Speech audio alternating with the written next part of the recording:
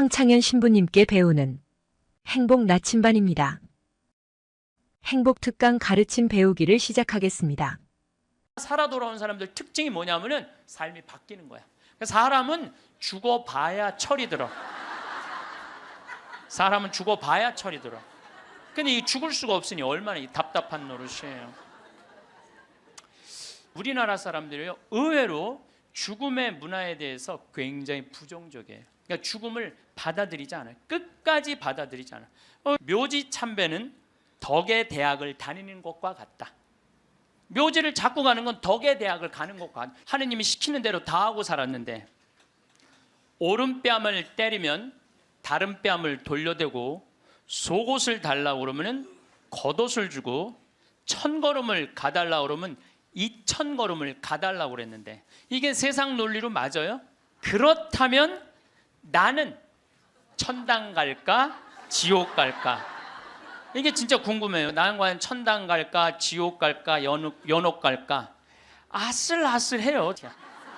그러니까 죽음 이후에 대해서 천국을 간다는 그런 희망이 별로 없어요. 그러니까 일단 죽는 건 싫어. 일단은 살아있는 게 나아. 천당 갈지 지옥 갈지 연옥 갈지 모르니까.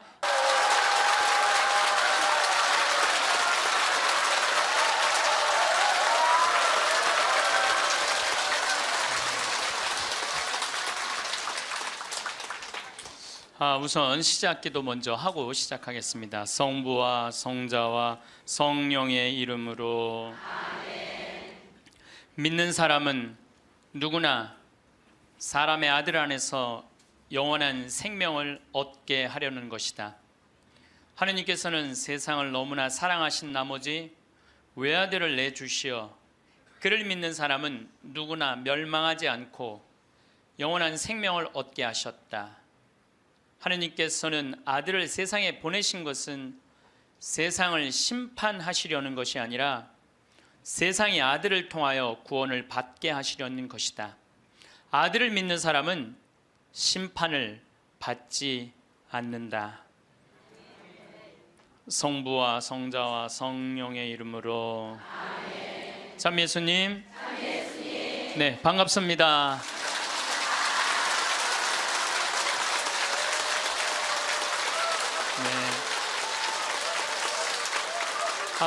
우리 하느님을 믿는 사람도 참 궁금한 게 하나 있고 하느님을 믿지 않는 사람도 참 궁금한 게 있어요. 하느님을 믿는 사람도 궁금하고 하느님을 믿지 않는 사람도 궁금한 게 뭐냐면 정말 하느님이 계실까? 이게 참 궁금해요. 멀쩡하게 하느님 믿는 사람들 어느 날 갑자기 이런 생각이 들어요. 아니, 내가 성서 말씀대로 하느님이 시키는 대로 다 하고 살았는데 오른뺨을 때리면 다른 뺨을 돌려대고 속옷을 달라고 그러면 겉옷을 주고 1000걸음을 가달라고 그러면 2000걸음을 가달라고 그랬는데 이게 세상 논리로 맞아요? 세상 논리로는 안 맞잖아요. 근데 예수님이 그렇게 하라고 그랬잖아요. 내가 손해보는 것 같으면서도 예수님이 그렇게 시키니까 나중에 예수님이 다 보상해 주실 거니까 그래서 참고 살았어. 그런데 어느 날 갑자기 천장을 보면서 이런 생각이 들어요. 이거 내가 헛고생하는 거 아닌가. 만약에 죽었는데 하느님이 안 계시면 어떻게? 안 계시면 어떻게? 여러분들, 아니 그렇게 열심히 참고 살았는데 하느님 안 계시면 어때요? 여러분들보다도 더 억울한 사람이 있어요. 우리 신부들이에요. 우리 신부들은 그 좋대는 여자 다 뿌리치고 그 좋대는 여자 다 뿌리치고 마음에 드는 여자 마음에 다 사귀고 그리고 평생을 혼자 살았는데 죽었는데 아무것도 없으면 어떻게? 얼마나 허망해요. 그러니까 궁금한 거예요. 어느 날 갑자기 정말 하느님이 계실까? 우리 수녀님들도 예수님이 정배라고 그러고 살았는데 죽었는데 정배가 없어. 이게 신랑이 없어 죽었는데 얼마나 허망하겠어요. 그러니까 궁금한 거예요. 하느님이 정말 계실까? 근데 하느님을 믿지 않는 사람들도 궁금해요. 왜 궁금하냐면은 하느님이 없다고 자기 마음대로 하고 살았어. 뭐 약한 사람 때리고 약간 바보 같은 사람 돈 사기 쳐먹고 자기 하고 싶은 대로 하고 살았어. 나 심판해 줄 하느님이 없는데 어때? 그리고 막 살았어. 근데 어느 날 갑자기 천장을 보고 혹시 계시면 어떻게 할까? 이 생각이 드는 거예요. 혹시 계시면 어떻게 할까? 그러니까 하느님을 믿는 사람은 혹시 안 계시면 어떻게 할까 걱정. 하느님을 안 믿는 사람들은 혹시 계시면 어떻게 할까 걱정. 그래서 하느님의 존재가 궁금한 거예요. 하느님의 존재가 궁금한 이유 중에 하나는 하느님이 계시다면 착한 일을 한 사람은 상을 주고 악한 일을 한 사람은 벌을 주잖아요. 하느님이 계시다면 그 사람들 벌 주는 지옥이 분명히 있을 건데, 하느님이 계시다면 너무 착하게 산 사람, 착하게 산 사람 하늘나라의 보상을 받아야 될 텐데, 그래서 천당 지옥이 궁금한 거예요. 세 번째로 궁금한 건 뭐가 세 번째로 궁금하냐면, 그렇다면 나는 천당 갈까 지옥 갈까? 이게 진짜 궁금해요. 여러분도 궁금하지 않아요? 저는 가끔 혼자 생각해요. 나는 과연 천당 갈까 지옥 갈까 연옥 갈까? 아슬아슬해요. 저는 이렇게 아슬아슬해요. 근데 만약에 죽었던 아버지가 땅에다가 묻어놓고 1년 있다가 무덤을 탁 열고 툴툴 털고 오셔서, 야, 내가 죽어봤더니 천국이 있더라. 가보니까 너무 좋더라. 꽃도 아름답고 정원도 아름답고 향기도 좋고 음악도 아름답고 그냥 사람들도 착한 사람들 모여 사니까 너무너무 행복하더라. 이렇게 말해주면 얼마나 좋겠어요. 죽은 아버지가 1년 만에 살아 돌아와갖고 연옥, 야, 연옥은 그 훈련 받는 데는데 그 보통 쉽지가 않더라. 훈련 받는데 보니까 너무 힘들고 고통스럽더라. 지옥은 갈 데가 못 되더라. 이렇게 얘기해 주면은 얼마나 좋겠어요. 죽은 아버지가 살아 돌아와 갖고, 야, 그 착한 일 열심히 하고 어려운 사람 열심히 도와주고 성당 일 열심히 한 큰아버지는 천국에 지금 있더라. 너무 행복하게 있더라. 성당 나갔다 안 나갔다 한 작은 아버지, 그 작은 아버지 있잖아. 성당 나갔다 안 나갔다가 어떤 땐 착하게 살았다, 어떤 땐 이상하게 살았던 작은 아버지는 연옥에서 지금 고생하고 있더라. 훈련 받고 있더라. 돈만 알고 성당 하느님이 어디 있느냐 그러는데 막내 고모 있잖아. 지옥에서 죽살나게 고생하고 있더라. 이렇게 얘기해 주면 얼마나 좋아요. 근데 죽은 아버지는 한 번 땅에다가 묻어놓으면은 다시는 와서 얘기해 주는 법이 없어. 너무 답답한 거예요. 저는 이랬으면 좋겠어요. 사람이 죽으면은 영혼이 올라가잖아요. 영혼이 혼이 올라가잖아요. 그러면은 운전면허 시험 볼 때 이렇게 합격하면 파란불 딱 뜨고 불합격하면 빨간불 딱 뜨듯이, 죽을 때 혼 올라갈 때 천당 그럼 파란불 쫙 올라가고, 연옥 그러면 노란불 쫙 올라가고, 지옥 그럼 빨간불 쫙 올라가면은 내가 천당 가실 줄 알았어. 그리고 빨간불 올라가는 영혼은 지옥 갈 줄 알았어. 이렇게 얘기하면은 얼마나 속 시원하겠어요. 죽은 이유는 아무도 모르는 거예요. 그런데 미국 사람들은 자기네들이 죽어서 천국 간다고 믿는 비율이 80%가 넘어요. 그러니까 이 사람들은 딱 죽으면은 느낌이 파란불이 되게 떠서 가는 거야. 파란불이 80%니까. 터키는 무려 95%의 사람이 자기네들이 천당 간다고 믿는데요. 터키는. 그러니까 그 죽음에 대해서 그렇게 두려움이 없어요. 근데 한국 사람들은 죽으면 천당 간다고 믿는 비율이 49%야. 그러니까 죽음 이후에 대해서 천국을 간다는 그런 희망이 별로 없어요. 그러니까 일단 죽는 건 싫어. 일단은 살아있는 게 나아. 천당 갈지 지옥 갈지 연옥 갈지 모르니까 일단은 살아있는 게 나아요. 오죽하면은 저승의 정승보다 이승의 개가 낫다고 그러겠어요. 그러니까 한국 사람들은 참 죽는 거 싫어해요. 그러니까 어떻게 해서든지 살아있는 게 나아. 개똥으로 굴러 먹어도 이승이 낫다고 그럴 정도로, 개똥으로 굴러 먹어도. 그러니까 죽는 거 참 싫어해요. 그래서 우리는 죽으면 무슨 월화의 공동묘지 이래갖고 무시무시한 데 간다라는 그런 의식이 있어요. 그리스도교 부활 신앙이 자리 잡은 유럽이나 미국이나 남미에 가보면은요, 공동묘지가 동네 한가운데 있어요. 공동묘지가 어디를 가보나. 제가 이 죽음에 대해서 묵상을 많이 하고 싶어서 유럽 공동묘지, 미국 공동묘지, 남미 공동묘지 다 가봤어요. 그냥 지나가 보는 게 아니라 직접 들어가 봤어요. 직접. 그런데 유럽이나 미국이나 남미나요, 일단은 우리하고 공동묘지 느낌이 달라요. 왜냐하면 색깔이 하얀 페인트로 다 칠해놔요. 그러니까 공동묘지에 딱 들어가 보면은 박물관 같은, 실질적으로 공동묘지 안에 박물관도 많고 또 공원 같은 느낌을 받아요. 공원 같은 느낌을 받아서 토요일날 일요일날은 도시락 싸들고 어디를 놀러를 가냐면 공동묘지로 누구나 다 놀러를 가요. 그러니까 공동묘지가 아니라 놀이터죠. 놀이터. 아르헨티나에 가봤더니 이 사람들은 기일이 되면은 공동묘지에 가갖고 묻었던 아버지 관 있잖아요. 관을 다시 꺼내요. 꺼내갖고 닦아요. 닦고 맞대라고, 이번에 교황님 즐겨 드시는 차 있잖아요. 그걸 맞대라고 그러거든요. 맞대를 마시면서 그 관을 닦아가면서 죽은 사람 얘기를 하는 거예요. 그리운 얘기를 하는 거예요. 살아있을 때 이런 일을 했지, 저런 일을 했지. 그러니까 이게 죽음이라는 게 그렇게 부정적이지 않아요. 미국만 하더라도 동네 한가운데 공동묘지가 있어요. 미국은 기독교 국가예요. 그리스도교 국가. 우리 가톨릭 신자가 몇 명이냐면 7,500만 명이에요. 7,500만 명. 미국은 맨날 총 쏘고 마약하고 사람 죽이는 것 같은데 그거는 극히 일부고 평범한 미국 사람들은 다 평화롭게 살아요. 토요일날 일요일날 다 성당 교회 가요.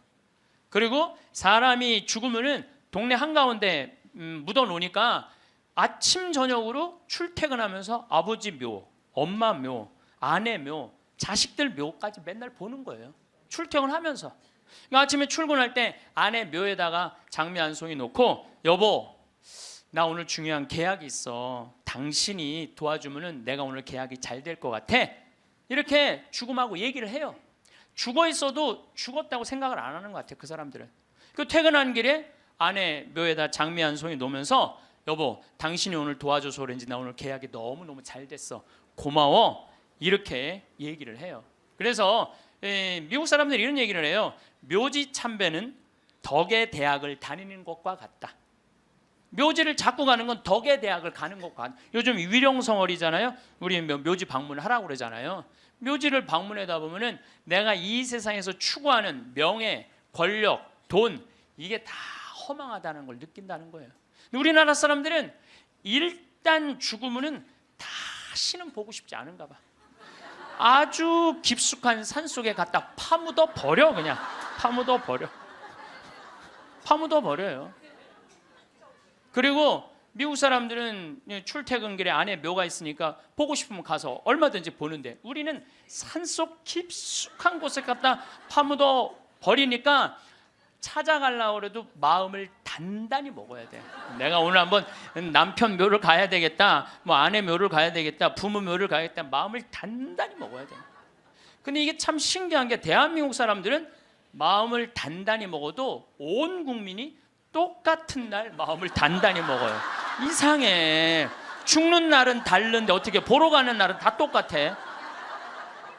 너무 신기해요. 똑같은 날 마음을 단단히 먹는 거야. 그러니까 그 묘에 대한 거부 반응이 있으니까 어떤 일이 있느냐면은 저도 그런데 동창 신부 아버지가 돌아가셔갖고 묘지까지 한번 따라가 봤는데, 그 집도 역시 산속 깊숙한 곳에 파문. 그런데 동네 한가운데 장의차 진입 금지, 동네 이렇게 써 있더라고요. 그 다음에 상여 진입 금지 이렇게 써 있더라고요. 그래서 그 동네 입구에서 아버지 관을 내려갖고 우리가 메고 들로 산으로, 그 산으로 모시고 갔던 적이 있어요. 그러니까 이 뉴욕에 가다 보면은 맨하탄하고 퀸즈라는 동네가 있어요. 강남하고 강북하고 똑같아요. 맨하탄은 강남, 퀸즈는 강북, 이런 식이에요.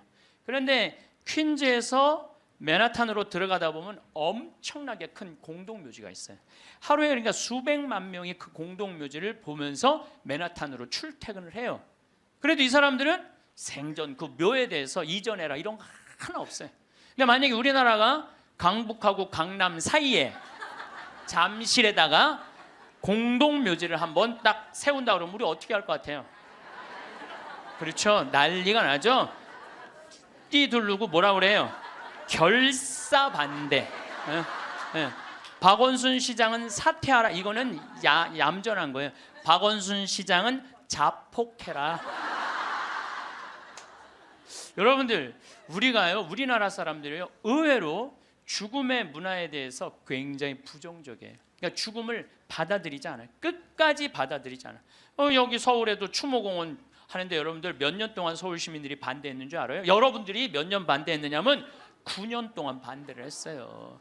9년이 지나서 2012년에는 겨우 추모공원을 한 거예요. 그러니까 우리 성당들도 이렇게 성당 안에다가 지하에다 납골당 해놓으면 얼마나 좋아. 미사 참여 와갖고 엄마 보고 싶으면 지하에 내려가갖고 아니 엄마 보고 기도하고 이야기하고 얼마나 좋아요. 그런데 그냥 여기 흑석동 성당도 그 납골당 한다고 얼마나 주민들이 반대했어요. 여기 한국 사람들은 죽는 거 진짜 싫어해요. 죽는 거 일단은 살아있는 게 나은 거야. 일단은 수단과 방법을 가리지 않고 살아있는 게 나은 거야. 그런데 한국 사람들은 죽는 거를 하느님을 믿는 사람도 싫어하고 하느님을 믿지 않는 사람도 싫어해요. 하느님을 믿지 않는 사람은 죽는 거 싫어할 이유가 뭐가 있어? 아까도 말씀드렸지만 나 심판할 하느님이 없는데, 나 심판할 하느님이 없는데 죽으면 얼마나 속편해요.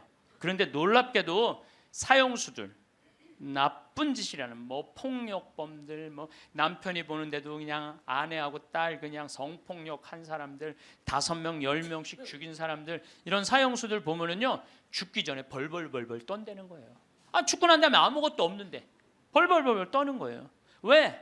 자기가 사형을 받은 걸로 끝나는 게 아니라는 거야. 이 사람 생각에는 내가 정말로 씻을 수 없는 죄를 졌는데, 죽었고 난 다음에 하느님이 있어갖고 나를 심판해갖고 지금도 괴롭지만 죽어서 영원히 꺼지지 않는 불 속에 던져지면 어떻게 하나, 이런 두려움이 있대요. 그래서 그 사형수들을 보면 그렇게 나쁜 짓 뻔뻔하게 하다가도 죽을 때 보면 벌벌벌벌 떤다는 거예요. 그러니까 사형수가 이제 교수대 올라가면서 막 교수대 이제 올라가는데 계단이 삭아갖고 계단 밑으로 팍 떨어진 거야. 이 사형수가 핸대는 소리가 하마터면 죽을 뻔했네.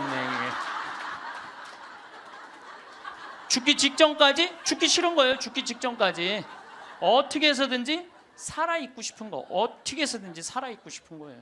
왜 이 사람이 바로 죽음을 앞두고도 죽음을 벌벌벌벌 떠느냐면 죽고 난 다음에 사형은 아무 문제가 없다는 거예요. 죽고 난 다음에 그 다음에 내가 하느님 앞에 가갖고 혹시 하느님이 계시면 어떻게 해? 그래갖고 그분이 나의 모든 죄를 묻어서 영원히 꺼지지 않는 불 속으로 떨어지면 어떻게 하냐 이거야. 그러니까 죽기 직전까지도 그냥 계단에 떨어지고 어차피 1분 후에 죽을 건데도 그냥 하마터면 죽을 뻔했네. 그런데 믿는 우리들도 죽는 게 싫어. 한국에 믿는 사람들, 이거 설문조사 한 거예요. 한국에 믿는 사람들도요 자기가 천국에 갈 거라고 믿는 비율이 50%가 안 넘어요. 왜? 믿는 사람들은 죽는 게 싫어. 아는 게 병이야. 천당, 지옥 있다는 거 교리로 다 알아. 그런데 내가 가만히 생각해 보니까 본당 신부 미워하고 형제들 굶었을 때 모른 척하고 성당 다니기 싫어갖고 그냥 냉담하고 그냥 못된 짓 한 거 이거 다 알아. 그러니까 이게 천당 지옥 있는 걸 알긴 아는데 내 사는 꼴을 봐서는 천당 갈 것 같지는 않아. 어디 갈 것 같아? 지옥에 갈 것 같아. 그러니까 일단은 살아있는 게 나은 거야. 아직은 여기는 천당 지옥이 결정 안 됐잖아요. 마태복음 5장 27절에 보면은 예수님이 이런 얘기를 해요. 너희들 만약에 여자를 보고 음흉한 생각을 가지면 눈알을 빼버려라 그래. 예수님 말을 해도 이렇게 살벌하게 눈알을 빼버려. 눈알을 빼라. 온몸이 지옥에 던져지는 것보다 눈알 하나 없이 천국에 가는 게 낫다. 그런 말 할 때마다 나는 너무 괴로워요. 이거 어떻게 해야 되는지. 특히 언제 괴로우냐면 이놈의 명동에 강의 올 때 괴로워. 명동에 강의 올 때. 왜냐하면 명동에 밥 먹으려고 저 먹자 골목에 나가잖아요. 그럼 아가씨들이 허벅지가 그냥 이 눈알을 이거 빼야 되는 건지 말해. 눈알이 간질간질하다니까. 눈알이 간질간질해. 아마 나 천당 들어가려면 내 눈알 한 6천 개는 빼야 된대. 눈알 6천 개. 아마 여기 있는 형제님들도 온전히 눈알 가지고 천당 갈 형제님들 없을 거야 아마. 하늘나라 가보면 눈알 없이 돌아다니는 사람 많을 거예요. 하늘나라 가보면. 나는 그래서 예수님한테 말하고 싶어요. 2000년 전에는 여자를 보고 음흉한 생각을 가진다. 2000년 전에는 여러분들 여자들이 어떻게, 중동에 가보시면 지금도 그래요. 여자들이 어떻게 하냐면 온 몸을 감싸고 눈만 내놓고 다녀. 눈만. 그 여자를 보고 음흉한 생각을 가지면 눈알을 빼야죠.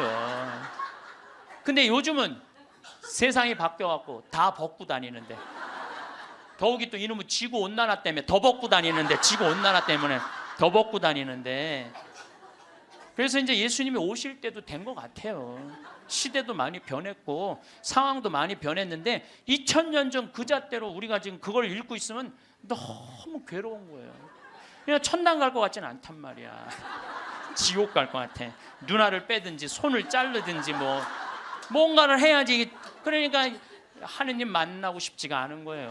하느님 만나요. 부자가 낙타반을 통과하는 게, 부자가 하늘나라 들어가는 게 낙타가 반을 통과하는 게 훨씬 더 쉽다고 그러잖아요. 그걸 읽어봐도 또 쉽게 천당 갈 것 같지가 않은 거예요. 쉽게 천당 갈 것 같지가 않은 거예요. 근데 정말 만약에 죽었던 사람이 살아 돌아와 갖고 내가 죽었더니 천국이 있더라 이렇게 얘기를 해주면은 정말로 믿을 텐데, 아 이놈 사람 죽으면 그냥 그걸로 끝나는데 어떻게. 근데 1970년대 이후부터 갑자기 죽었던 사람들이 많이 살아 돌아오기 시작을 해요. 1970년대 이후부터 미국은 92년에서부터 97년 사이에 죽었던 사람들이 살아 돌아오기 시작을 하는데, 몇 명이 살아 돌아오냐면 1,500만 명이 살아 돌아와요. 1,500명이 아니에요. 1,500만 명.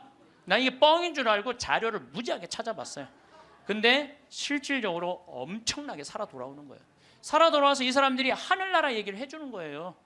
하늘나라 내가 빛을 봤다, 하늘나라 올라갔다, 이런 얘기를 너무 많이 하는 거야. 아니 이제 2000년이 돼갖고 예수님 오실 때가 돼갖고 세례자 요한을 미리 보내갖고 구분기를 곧게 펴라, 내가 갈 거다. 그러듯이 이제 예수님이 죽었던 사람들이, 이제 사람들이 제일 궁금한 게 그거니까, 죽었던 사람들 살아 돌아와서 이제 하늘나라 얘기를 해라. 그래갖고 예수님이 이렇게 살려 돌려 보내는 건가 이제 엄청나게 많은 사람들을.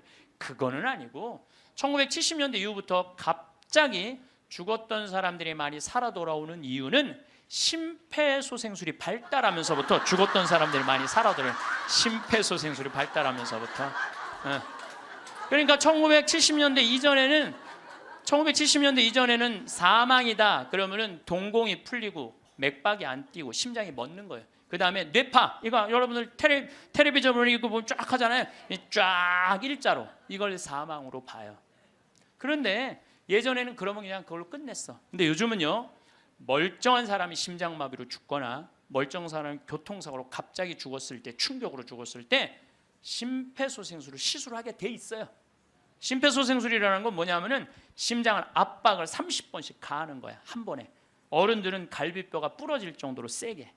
그리고 2번 입에다가 인공호흡 해주고, 또 안 되면 또 30번 압박을 하고 2번 입에다가 인공호흡을 해주면은 죽은 사람의 5%가 살아난다는 거예요. 죽은 사람의 5%가 살아나서 공통적인 얘기를 하는 거예요. 이건희 회장님도 어떻게 심근경색으로 돌아가신 거예요. 5월 10일 날. 그런데 이분이 심폐소생술을 통해서 살려낸 거예요. 의술이 얼마나 좋으냐면요, 심폐소생, 이게 좀 복잡한데 이게 심장에 피가 돌지 않으면은 뇌가 괴사가 돼요. 그래서 이건희 회장님은 심폐소생술 살려내고 난 다음에 체온을 올리지 않아요. 10도, 16도로 그대로 해갖고 지금은 굉장히 좋아졌다고 그래요. 그러니까 이제는 죽은 사람도 살려내는 시대가 되는 거예요. 죽은 사람도 살려내는 시대가 됐어요. 근데 이 죽었다가 살아 돌아온 사람들이 공통적인 얘기를 하는 거예요. 거의 공통적인 얘기가 있어. 자기가 처음에 죽으면 몸에서 영혼이 빠져나간다는 거예요. 그리고 이렇게 영혼을 자기 죽은 육신을 봐도 하나도 안 슬프대는 거예요. 죽은 육신을 봐도. 그러니까 죽은 영혼들은 안 슬프대요. 누구만 슬퍼? 살아있는 사람만 뭐 아이고 아이고 그러는 거지 죽은 사람 하나도 안 울어요. 그리고 영혼이 빠져나와서 잠시 머무르다가 자기가 처음에는 어디로 가야 될지 모른대요. 그러다 육신이 죽은 걸 알고 여행을 떠나기 시작을 한대. 근데 여행을 떠나는데 끝도 없는 통로, 터널로 쫙 빨리 올라갈 때 그 속도가 평생 한 번도 느껴보지 못한 빠른 속도로 빨리 올라간다는 거예요. 그리고 3차원에서 다른 차원의 세상으로 옮겨가는 걸 느낀다는 거예요.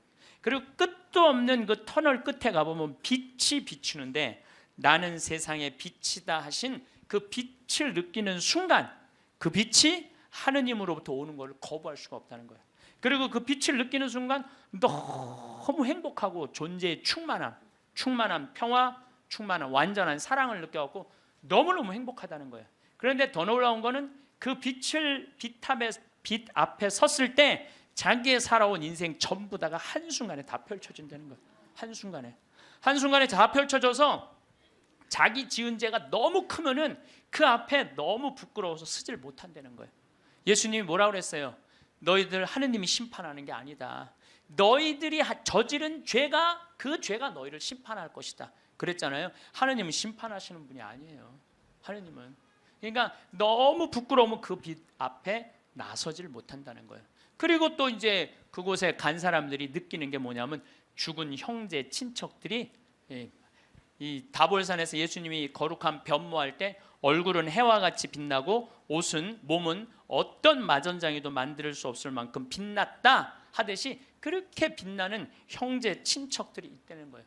그리고 그냥 아름다운 정원, 아름다운 꽃, 너무 아름다운 나무, 아름다운 음악 이런 걸 공통적으로 보는 거예요. 1,500만 명 중에서 이게 또 죽은 사람들 중에서 다 하늘나라를 경험하는 게 아니에요. 그 중에서도 10%에서 15%만 경험을 하는 거예요. 나머지는 의식이 없고 10% 내지 15%만 죽음 이후의 세계를 경험하고 돌아오는 거예요. 근데 그 사람들이 자기네들이 거기 갖고 대개는 오고 싶지 않대요. 하늘나라 간 사람 특징이 뭐냐면은 오고 싶지 않은 거야. 왜? 거기 너무 좋아서. 그런데 아직은 네 때가 되지 않았다. 네 때가 되지 않았기 때문에 넌 다시 가야 된다. 난 가기 싫다. 가야 된다. 이렇게 실갱이를 하다가 되게 돌아온다는 거예요.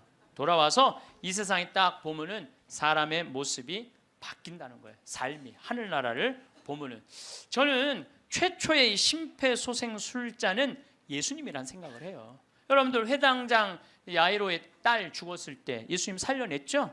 예. 이게 그냥 있는 일이 아니에요. 다 성소 안에 있는 거예요. 다 성소 안에. 그 다음에 나자렛이라는 동네가 있고 건너편에 나인이라는 동네가 있어요. 그 나인의 과부의 아들이 죽어요. 들로 메고 가는데 너무 슬퍼하니까 예수님 뭐라 그래요? 내려놔라. 죽은 게 아니다. 그리고 살려내잖아요. 아마 심폐소생술 하지 않았을까? 그런 생각 들어요. 그래서 멀쩡한 아들 살려내잖아요. 또 저기 나자로 마리아 마르타 오빠 죽은 지 4일 만에 살려내요. 요즘도 뭐 4일 만에 살아난 사람, 일주일 만에 살아난 사람 많듯이 4일 만에 살려내요. 죽은 나자로를. 그러니까 최초의 심폐소생술자는 제 생각에는 예수님이라는 생각이 들어요. 근데 옛날에도 죽었던 사람들이 많이 살아났어요. 옛날에도 죽었던 사람들이 많이 살아났어. 근데 문제는 뭐냐면은 내가 강원도 평창에서 죽었다 살아났어. 그러니까 옛날에는 전화도 없고 핸드폰도 없고 아무것도 없었잖아요. 그리고 우리 동네 사는 데는 배 타고 들어왔거든요. 그 강이 있어갖고. 그러니까 그 산골짜기에서 이러는 거, 나 죽었다가 살아났다, 나 죽었다 살아났다. 그러다 그냥 죽었어. 아무도 몰라, 아무도. 근데 요즘은 시대가 발달하면서부터 죽었다가 살아난 사람들이 말을 하기 시작하는 거예요. 내가 죽었다가 살아났다. 근데 이게 한두 명이 얘기하는 게 아니거든. 우리가 아는 유명한 사람들 중에 죽었다 살아난 사람들, 여러분들 누구나 다 아는 사람이 있어요. 우리 어렸을 때 기동순찰대라는 미국 드라마가 있었어요. LA 기동순찰대.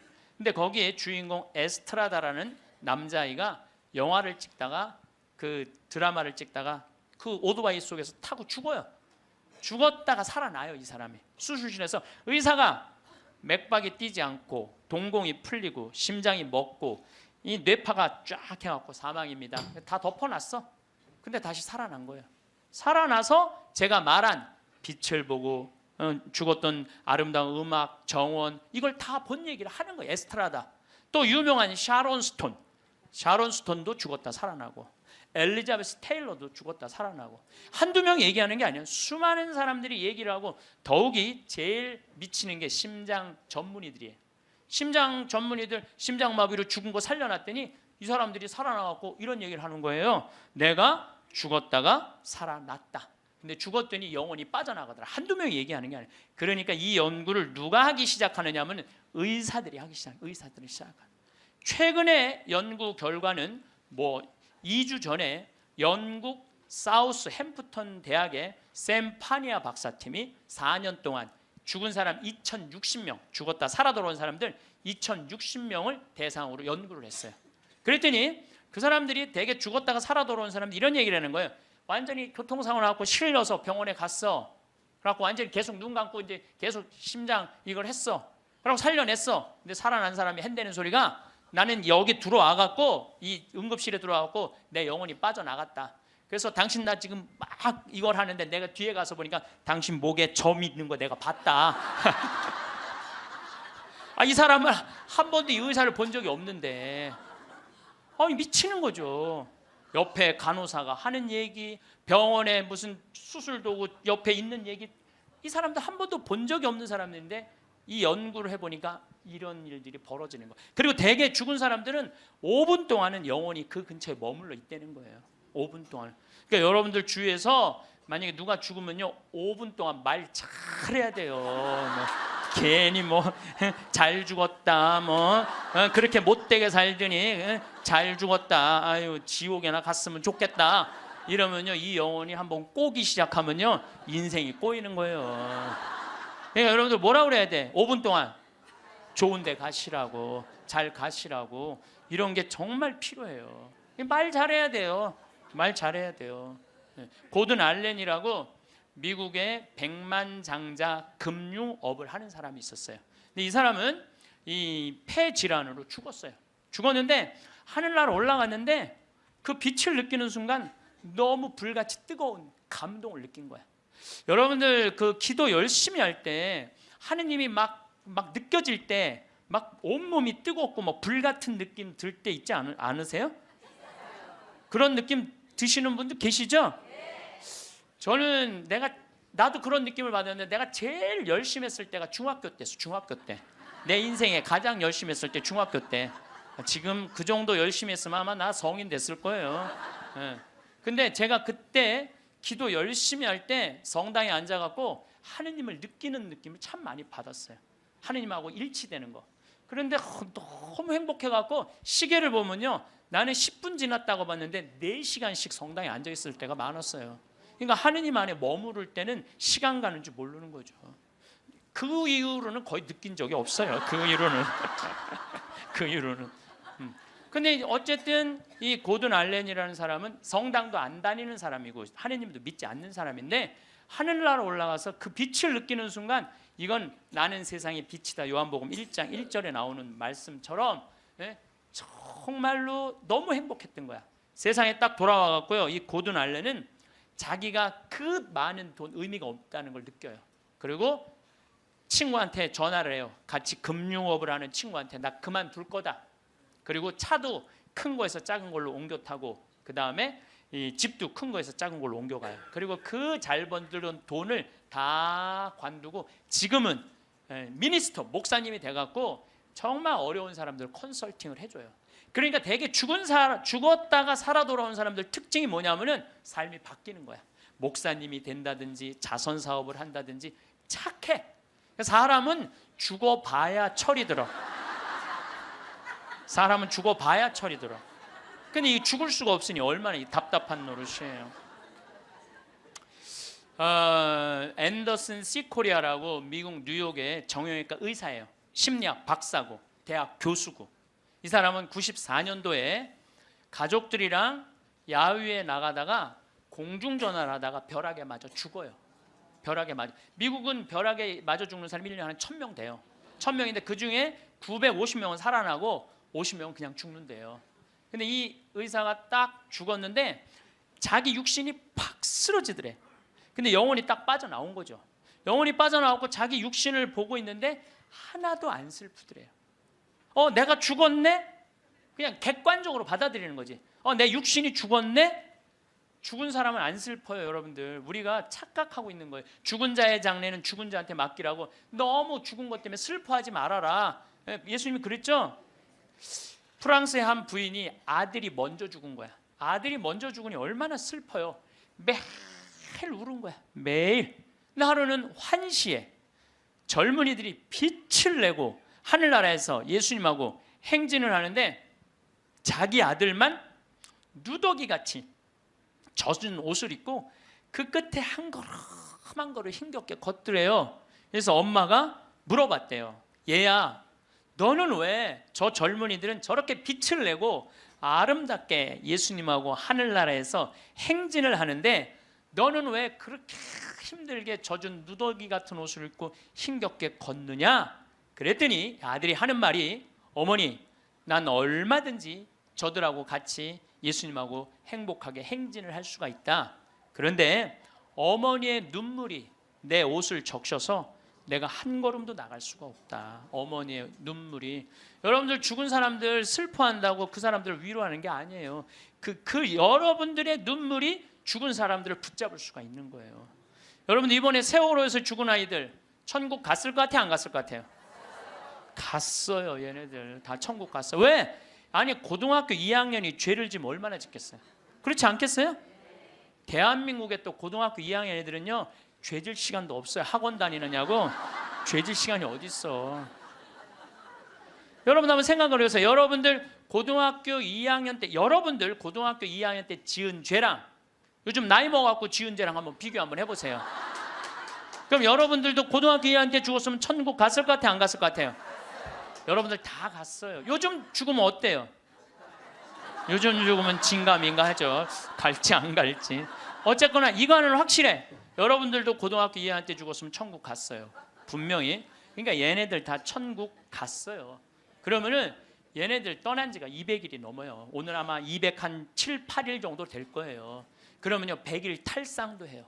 100일이면 다 떠나 보내요. 그럼 이 배가 침몰됐을 때 나는 그렇게 생각해. 이 선주, 이 배 주주, 이 세월호의 주인은요 자기가 애들 배 가라앉았을 때 쫓아갔어야 돼요. 쫓아가갖고 자기가 책임자면 수습을 해야 돼요.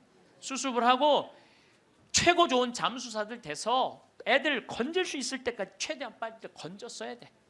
그리고 자기 있는 재산 다 정리해서 그 자식들 죽으면 여러분들 일이 손에 잡힐 것 같아요? 그거는 잡힐 수가 없어요. 지금 안산에 그 자식 죽은 부모님들 일 안 한다고 뭐 누가 뭐라 그러는데 아마 자기 자식 한번 죽어봐. 생떼 같은 자식. 일을 할 수 있을 것 같아요? 못해요. 그러면은 그분들한테 그 슬픔 또 삶에 자기가 재산이 없는 게 아니잖아. 4천억이나 있다는데. 그러면은 끌어모을 수 있는 것까지 다 끌어모아서 책임을 져야지. 또 아이들 한꺼번에 죽었으니까 추모공원도 만들고 그 아이들만을 위한 추모공원 예쁘게 만들어서 그 부모들이 보고 싶을 때 언제든지 찾아갈 수 있도록 해줘야지. 그렇지 않겠어요? 근데 이거는 뭐 자기가 책임지기 싫어하고 도망 다니기 시작해. 도망.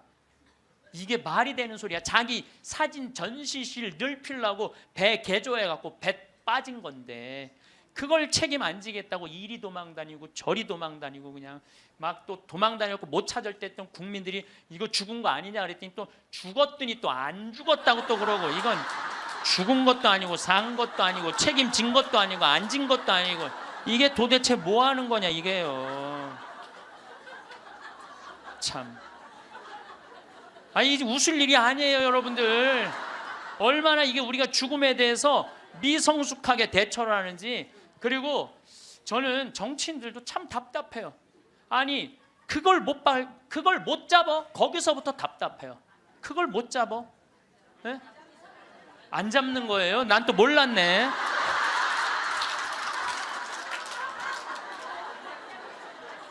아니 애들한테 한을 심어주지 말으려면 부모한테 한을 심어주지 말으려면 빨리 밝혀야지. 책임질 사람 다 책임지고 200일이 지나서 겨우 협상법 타결했다고 그러고 100일이면 탈상을 한다는데 참 너무너무 저는 가슴이 너무 아파요. 내 동창 신부가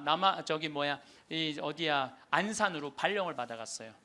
근데 이번에 발령을 받아갔는데 그 본당에 가봤더니 그 식복사 자매님이 최초로 신고한 아이 엄마래. 식복사 자매님이. 근데 그분은 지역장도 하고 남편은 재분과장도 하고 성당 활동 열심히 했던 집이에요. 근데 그 자매가 아들이 죽고 난 다음에 사제관 식복사를 시작을 했대요. 너무너무 열심히 살더래요. 그래서 본당신부 내 동창신부가 물어봤대요. 자매님은 왜 남들은 저렇게 슬프게 저렇게 있는데 여기서 이렇게 기쁘게 사제관 일을 하느냐고 했더니 이 자매님이 기가 막힌 말을 하더래요. 나는 내 반쪽이 하늘나라에 있기 때문에 그 반쪽을 위해서 기쁘게 살아야 된다고. 왜냐하면 나는 지금 이 세월호에서 304명이 세상을 떠났어요. 우리 학생들이 249명, 어른들이 55명이 세상을 떠났어요. 나는 이 단원고등학교 얘네들 지금 천국 접수했다고 믿어요. 천국 얘네들이 접수했어. 천국을 지금 아마 얘네들이 싹 천국 접수했을 거야 분명히. 그러면은요 우리가 이 아이들 하늘나라 혹시 못 갔다면 우리 열심히 기도해서 하늘나라 갈 수 있도록 기도해 줘야 돼요. 그리고 산 사람들은 그 아이들을 위해서 기쁘게 살고 반성할 거 반성하고. 근데 우리는 이것도 아니고 저것도 아닌 거예요. 그리고 부모님들 이 안산에서 하느님한테 맡겨야 돼요. 하느님의 자비에 아이들을 맡겨야 돼요.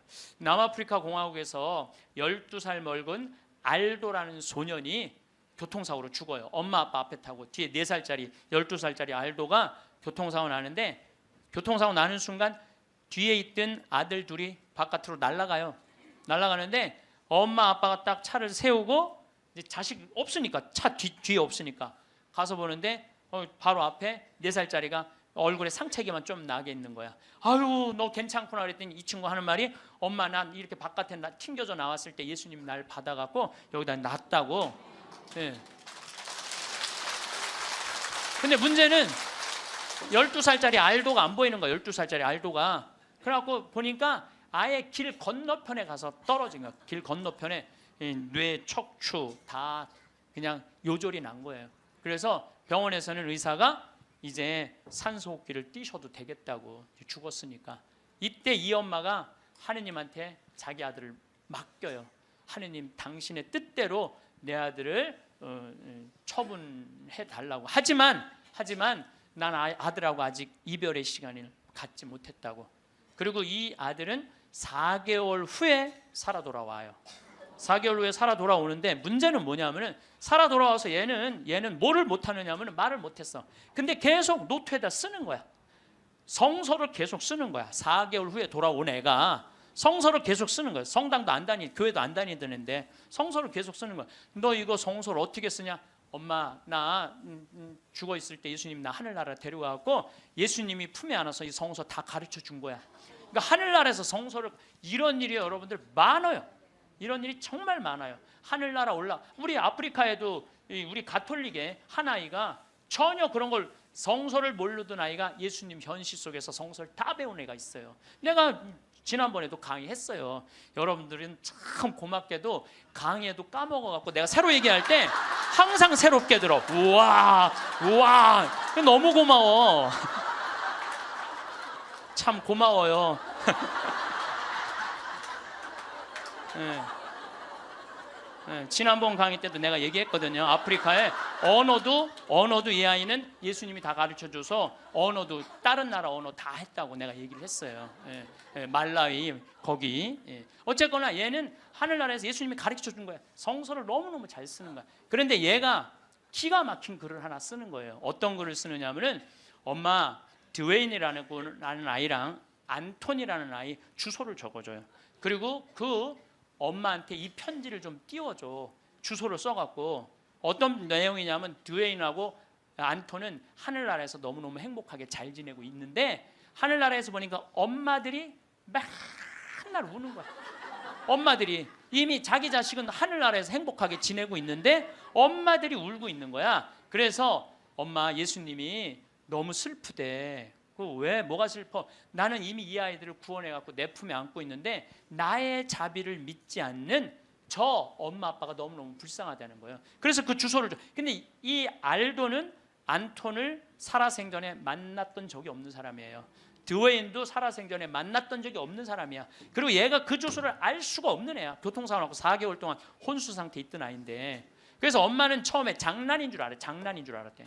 근데 그걸 편지를 보냈는데 정확하게 드웨인 집과 안톤 집에 편지가 도착을 하고 실질적으로 그 아이들은 그렇게 죽었다는 거예요. 이게 우리가 하느님한테 맡겨야 돼. 하느님한테 맡겨야 돼. 얘네들 외롭지 않아요. 나는 이번에 세월호에서 4월 16일 날 세상 떠난 이 아이들 이미 천국에 단체 입장했다고 생각을 해요. 그래서 여러분들 얘네들 위해서 기도 열심히 해주시고 천국 갔다고 믿어야 돼. 죽는 걸로 그러니까 죽은 사람들은 슬프지 않다니까요. 예. 여러분들 우리들이 죽는 걸로 끝나는 게 아니에요. 죽는 걸로 끝나는 게 더욱이 우리 그리스도인들한테는 죽음이 죽음이에요. 새로운 삶으로 옮아가는 새로운 여정일 뿐이에요. 그래서 나는 이번에 세월호에서 죽은 아이들, 물론 우리 어른들 책임이지, 불쌍하지. 그렇지만 계속 슬퍼할 수만 있는 일은 아니라는 거예요. 제가 마지막 기도로 아주 좋은 시가 있어서 그날이라는 시를 이번에 세월호를 통해서 시인이 썼는데 너무 잘 표현을 해서 이 그날이라는 시를 읽어드리도록 하겠습니다. 성부와 성자와 성령의 이름으로 아멘. 그날 그 어두운 시나리오는 이미 만들어져 있었다. 차곡차곡 쌓아온 모든 잘못된 관행들이 죽음의 냄새를 풍기며 찾아와 있었다. 하늘도 원치 않았던 일이었기에, 바다보다 더 푸른 너희들이 이었기에 황망한 미안함에 파도도 몸을 떤다. 세상이란 무대 위에 단 한 번 서보지도 못하고 이슬처럼 사라져간 아름다운 이름들, 생때 같은 자식을 먼저 보낸 부모들 껍질만 남아 몸부림친다. 어이할거나 그날 그 시각 그 자리에 있은 것이 잘못이었다. 캄캄한 바다에선 얼마나 추웠더냐. 가라앉는 배 안에서 얼마나 무서웠더냐. 4월은 기어이 잔인하고 말았구나. 커다란 슬픔의 덩어리 삼킨 이 땅의 선한 백성들, 분노와 미안함으로 침몰하고 있다. 기다리라는 말 아직도 믿고 있니? 이제는 훨훨 날아가거라. 사랑하는 친구들과 함께. 봄 밤 하늘은 별이 된 너희들로 더욱 눈부시겠구나. 주님, 세월호에서 희생된 영혼들이 영원한 안식을 얻게 하소서. 아멘. 성부와 성자와 성령의 이름으로 아멘. 감사합니다. 노년으로 갈수록 요양시설의 의존성이 커지고 있습니다. 주위 가족들이나 당사자 스스로 요양시설이 두려운 이유를 알아차릴 수 있다면 심리적 안정에 다소나마 도움과 대처가 될 수 있으리라 생각합니다. 어쩔 수 없이 의존하게 되는 요양시설에 대한 두려움은 주로 건강 문제뿐만 아니라 인간관계, 자율성, 그리고 삶의 질에 대한 걱정과 깊이 관련되어 있습니다. 첫째, 자율성 상실. 일상적인 통제의 상실입니다. 노인들이 요양병원에 들어가면 일상의 많은 부분에서 자신이 결정할 수 있는 권한이 줄어듭니다. 식사 시간, 목욕 시간, 휴식 시간 등 기본적인 생활 패턴이 병원 일정에 맞춰지기 때문에 자율적인 생활이 어렵게 느껴질 수 있습니다. 독립성의 상실감에 대해서는 더 이상 스스로 생활할 수 없다는 현실은 자존감에 부정적인 영향을 줄 수 있으며 이는 두려움으로 이어집니다. 특히 평생 자립적으로 살아온 사람들에게 이러한 변화는 큰 충격으로 다가옵니다. 둘째, 사회적 고립과 외로움. 가족과의 거리감에 문제가 있습니다. 요양병원에 입원하면 가족들과의 물리적, 정서적 거리가 멀어지게 됩니다. 가족들이 방문을 자주 하지 못하거나 노인이 스스로 가족과의 거리가 멀어졌다고 느끼면 외로움과 고립감을 경험할 수 있습니다. 친구나 지인들과의 단절 역시 익숙한 지역 사회를 떠나 요양병원에 가면 이전의 친구나 이웃들과 자주 만나기 어렵습니다. 이러한 사회적 연결의 단절은 두려움과 상실감을 크게 느끼게 만듭니다. 셋째, 죽음에 대한 두려움. 요양병원을 죽음의 전조로 인식하는 경우가 많습니다. 많은 사람들은 요양병원을 마지막 장소로 인식하는 경우가 많습니다. 특히 건강이 급격히 나빠지거나 치매와 같은 질병이 있는 경우 요양병원에 들어가는 것을 자신의 마지막 단계로 받아들여 두려움을 느낄 수 있습니다. 또한 고통과 병마의 연장선으로 여겨서 요양병원에 가는 것이 단순한 노화의 결과라기보다는 더 이상 나아지지 않을 것이라는 인식이 두려움을 자극합니다. 넷째, 시설에 대한 불신. 의료 및 돌봄 서비스에 대한 불신이 심리적 안정에 큰 영향을 끼칩니다. 일부 요양병원에서는 서비스의 질이 낮거나 환자가 적절하게 관리되지 못한다는 부정적인 경험이 공유될 때가 있습니다. 이러한 이야기는 요양병원에 대한 신뢰를 떨어뜨리고 두려움을 증폭시킵니다. 시설 환경의 열악함과 같이 병원 시설이 낡거나 병실이 너무 혼잡한 경우 건강한 삶을 유지하는데 불안감을 느낄 수 있습니다. 더구나 위생 문제나 개인화된 돌봄 부족에 대한 우려도 요양병원에 대한 두려움을 키웁니다. 다섯째, 경제적 부담. 높은 비용에 대한 부담이 작용합니다. 요양병원에 장기적으로 입원하는 경우 상당한 경제적 부담이 따를 수 있습니다. 특히 보험이나 정부의 지원이 충분하지 않을 때 가족들이 재정적으로 부담을 크게 느끼고 그로 인해 노인 스스로도 죄책감을 느낄 수 있습니다. 자연스레 가족의 재정적 부담에 대해 노인들은 자신의 입원이 가족에게 큰 재정적 부담을 줄까 두려워하는 경우도 많습니다. 가족들이 경제적으로 힘들어질 수 있다는 걱정은 요양병원 입원에 대한 불안을 가중시킵니다. 여섯째, 부정적 사회적 인식. 불효에 대한 인식작용으로 한국 사회에서는 부모를 요양병원에 모시는 것이 불효로 여겨지는 경우가 있습니다. 이러한 인식은 노인 자신이 가족에게 짐이 되었다는 생각을 하게 만들어 감정적으로 괴로움을 느끼게 합니다. 다음으로 사회적 낙인 효과가 있습니다. 요양병원에 간다는 것 자체가 부정적으로 여겨지는 경우 버림받았다는 감정을 느끼거나 사회적으로 소외된다고 생각할 수 있습니다. 일곱 번째, 치료 및 관리의 제한성. 의료적 돌봄의 한계와 관련하여 요양병원은 모든 의료적 필요를 해결하지 못할 수 있으며 중증 질환이 있거나 특별한 치료가 필요한 경우 요양병원의 일반적인 치료만으로는 부족하다는 인식이 있습니다. 따라서 맞춤형 관리의 부족으로 개인의 필요나 성향에 맞춘 맞춤형 돌봄이 부족할 수 있어 본인의 삶의 방식이 충분히 존중되지 않을 것이라는 걱정이 있습니다. 여덟 번째, 삶의 질 저하. 활동 부족으로 인하여 요양병원에서는 자유롭게 외출하거나 다양한 활동을 즐기는 것이 어렵습니다.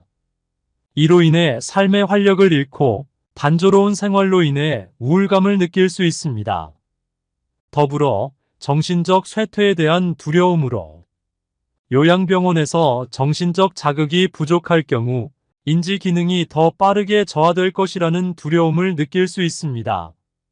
이와 같이 요양병원에 대한 두려움은 주로 자율성 상실, 사회적 고립, 죽음에 대한 인식, 그리고 경제적 부담 등에서 비롯됩니다. 이를 극복하기 위해서는 요양병원의 환경 개선, 가족의 적극적인 지원, 노인의 감정적 지지 등이 필요합니다.